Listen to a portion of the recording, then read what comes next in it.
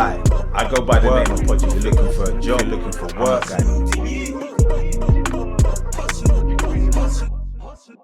Hi, I go by the name of Podgy Figures, and today we got somebody special. You know, we got somebody that had an idea in their head and brought it to the world. The real definition of an entrepreneur. She goes by the name of Amy. How are we doing, Amy? Hi. All good. How are you? Yeah, I'm good. I'm not too bad. How's your weekend been? Actually, quite relaxed. Did I work on the weekend? I can't remember now. Yeah. No, I don't think I did work. I came in briefly, but I had a whole weekend off, so it's good. Ah, that's good to hear. The number one question is, Amy, what is Eat by Amy Crump? Yeah, so Eat by Amy was my first business and is my first business where I am now, as you can see, Amy.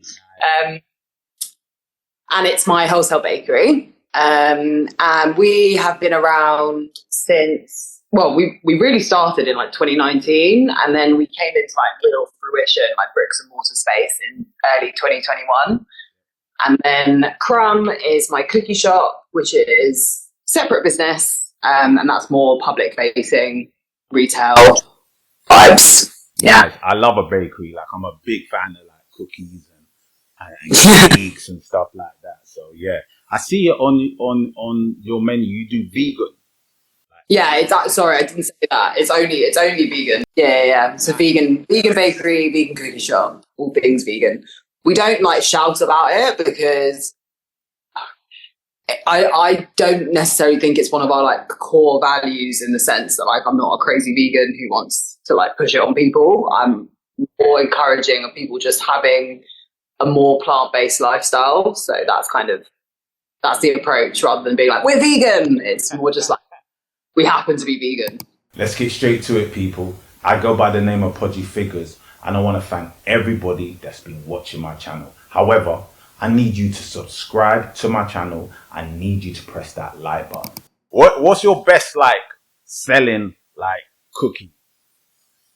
So the OG, which is just the classic choc chip cookie, that's by far our best seller. We sell, so where in an instance where we might sell 100 OG, we'd sell 30 of the next most popular. So it's a lot more popular than everything else, like 3 times more popular. Nice. So, listen, when I come up there, I'm trying to taste this OG cookie. Yeah, sure. Where are you based? I'm based in West London. Are you West London? Okay, where fine. Where are you based? That's the next question I was asking. Where are you based? North London. North London. Whereabouts in North London? So the bakery and the shop are in Islington, so N1. Okay. Yeah. Okay. What's the times you're open? Because I'm trying to come there maybe tomorrow if I got time. Yeah, we're open from tomorrow actually. We're got days. So Crumb opens at 8:30 and shuts at 5:30, I think, during the week. And then the weekends it's like 11 till 6. Yeah. Have you always been based in North London? Like, have you always, like, was you brought up there? Is that Yeah. Your hometown? Yeah, North London, like through and through. Like, cut me North London. So yeah. Okay, so you're North through and through. Yeah. Good to hear. That's good to hear. Do you have any like staff? Do you employ staff? Yes, I do. So I've got, on the bakery side of things, we have 2 baking assistants who work with me. And then in the shop, we've got 5 baristas and also a social media manager who just does that. Yeah. Yeah. So you got a big team there.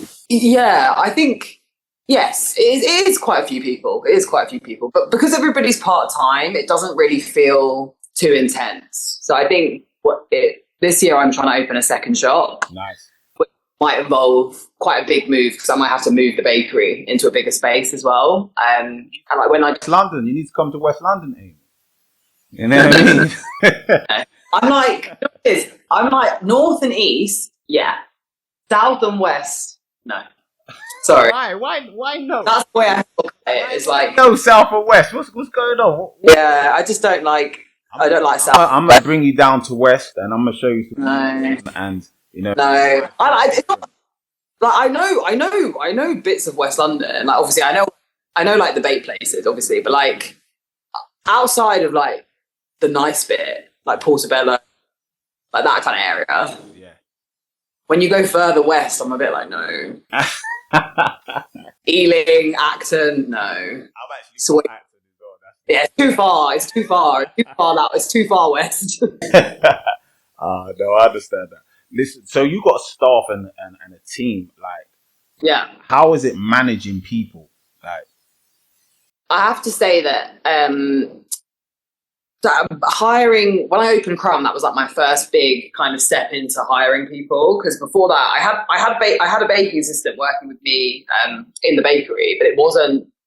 It's kind of like if you work with me in the bakery, it's a bit different because we work together, so it feels a lot more like the manager side of me doesn't come out as much because we're working so closely together that it's almost like not a friendship, but like it's kind of a working relationship where we're quite close because we're doing it together all the time, and it's like working in a close environment. Yeah. Whereas when I opened Crumb, I had no intention of working in the shop ever. So like I knew that the people that I put in there I would need to like manage them from afar, which kind of creates a different dynamic between you and your employees. Yeah. So that was probably my biggest learning curve when I opened Crumb was hiring people. Okay. Yeah, I think I am actually a bit of a people pleaser, which is weird to say because I don't think people would necessarily think that of me when they first meet me because I'm quite like direct. Yeah. But when it comes to having to tell people what to do and then like correct them if they've done something wrong, I find not so much now because I've got used to it. We're in our second year now. But at the beginning, I found it really uncomfortable.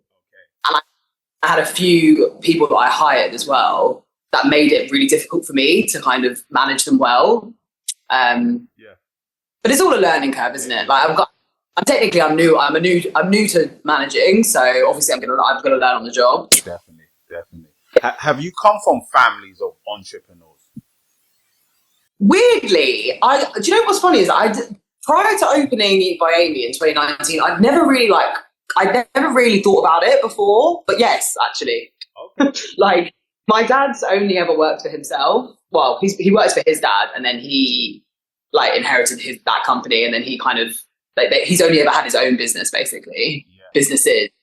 And then my mum as well, she has had like jobs where she's worked for people, but when she had me, she opened her own business as well and did that for a few years. So both my parents have owned businesses. Oh, that's good. Which I think obviously has indirectly influenced me without me kind of knowing. So yeah, it's definitely a privilege. 100% is a privilege because I've never had that feeling of like, I can't do it. Yes. Yeah. It hasn't even come into my like scope of understanding of like, oh, I don't think I should do this. I should just stay in a 9 to 5. I've never ever felt like that. It's never felt. Obviously, it's a risk. As I've got older, I feel the risk more. But when I first started, I think when Eat by Amy opened, I think I was only 25, or even possibly younger than that. Wow, that's a big achievement to be so young to go into a field like that. Yeah, and the thing is, at the time, I really wasn't thinking about it, like in the sense, like now. Because I want to open a second Crumb, I feel the risk a lot more. Because obviously, as you get older, you understand. Yeah. Whereas at the beginning, I was very much like, "Oh yeah, it's fine. It'll be fine." Yeah, I know what you mean. How would you go about raising the money for this kind of project? Yeah, so I think with specifically my industry, it's quite easy.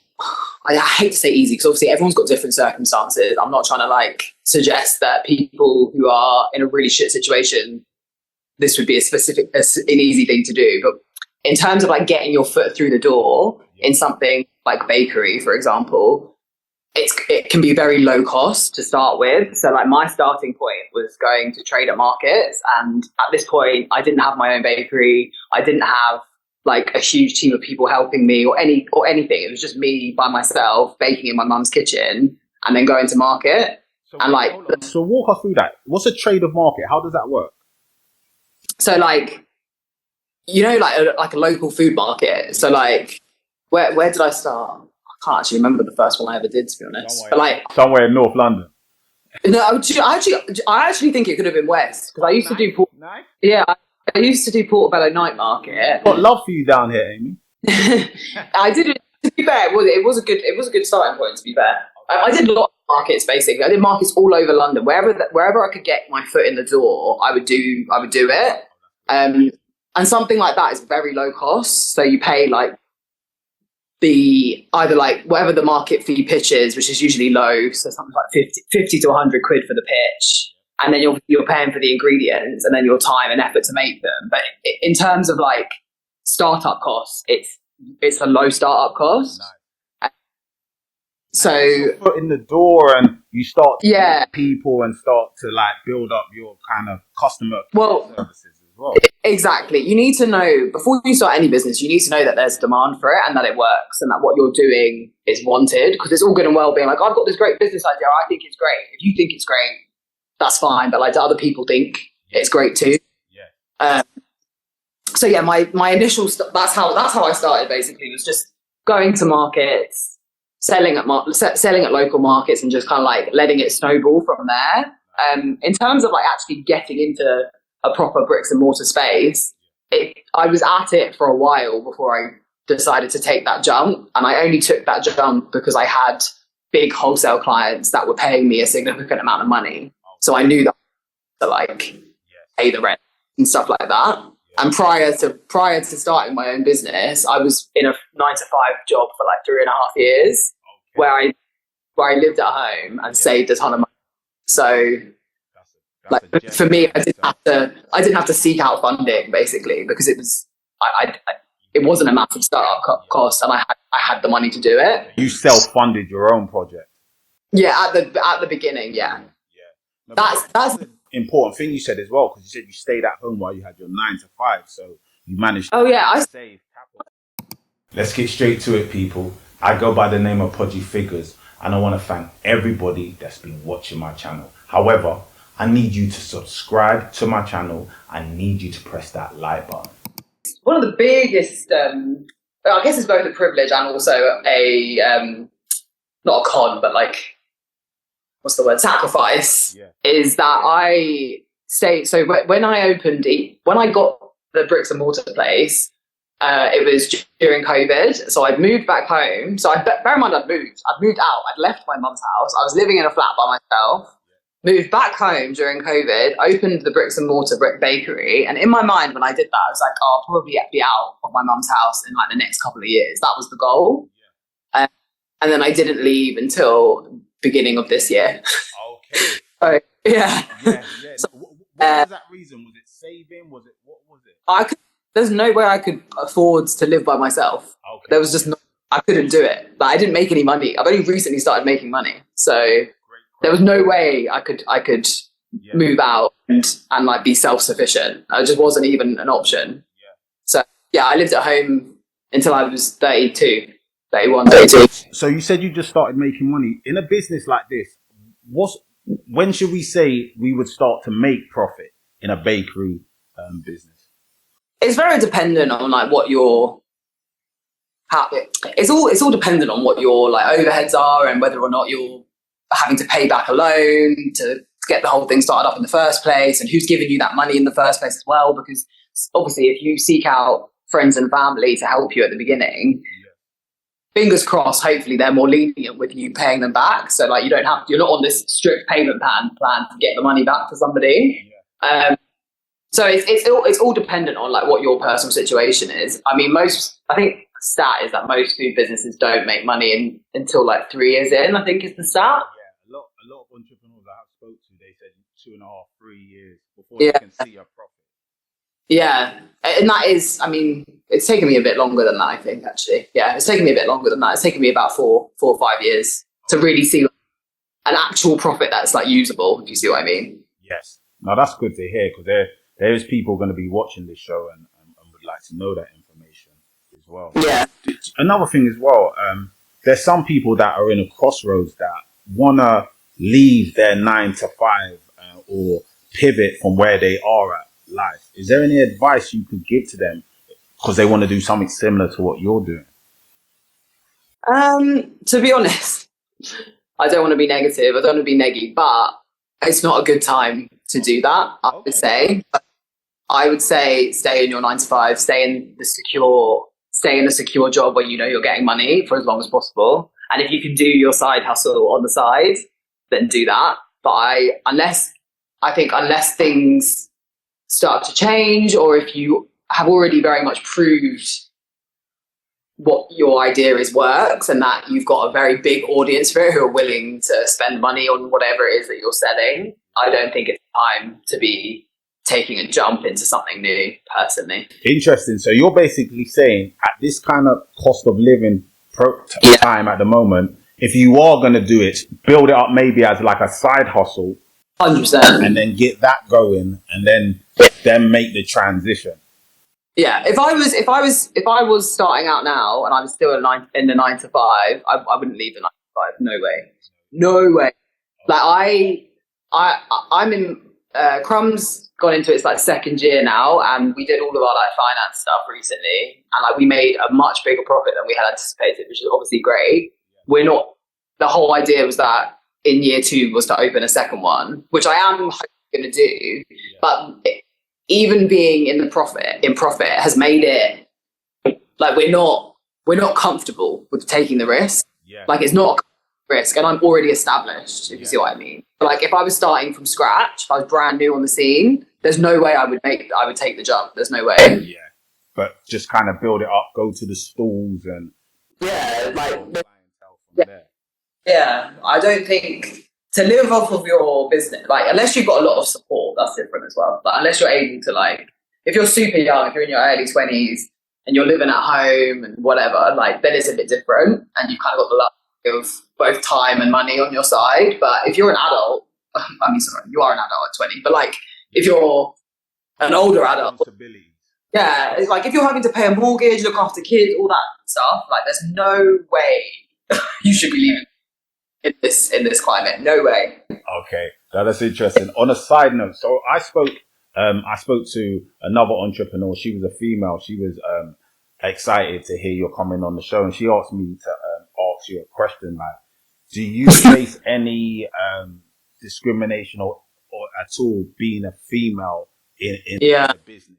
So have you ever seen like one rule for men and another rule for female?